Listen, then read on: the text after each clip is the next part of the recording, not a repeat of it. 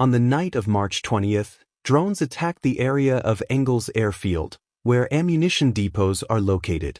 Local residents wrote about the smell of kerosene in the air, and evacuation of civilians began in the areas adjacent to the airfield. ASEAN analysts, who have studied in detail the footage from the site of the arrivals, report that the strikes hit weapons depots near the airfield, the Dialogue.ua resource reports. This airfield plays a major role in Russian missile attacks on Ukraine, as two 95ms and two 160s regularly make combat sorties from it. Cruise missiles of the Kh-101 type are stored and maintained at the airfield.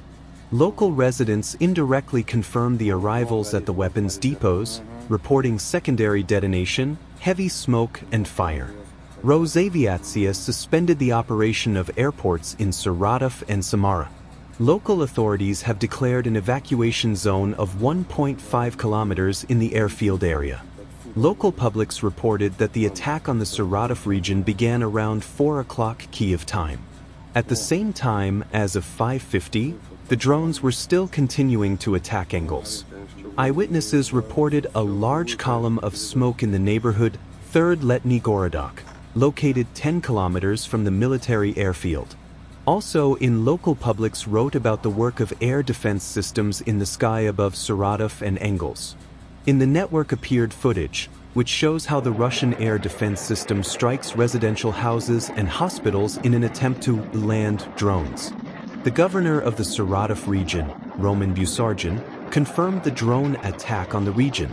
He also claimed damage to the city hospital in Enegels.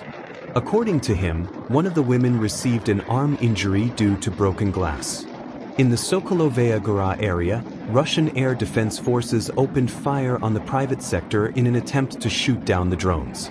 According to Busargin, classes in Enegels schools will be held today in an online format. In addition, Rosaviatsia announced the suspension of operations at Samara and Saratov airports. It is still too early to talk about the results of the drone attack, as they continue to strike. Meanwhile, Putin wants Ukraine not to attack any more refineries on Russian territory.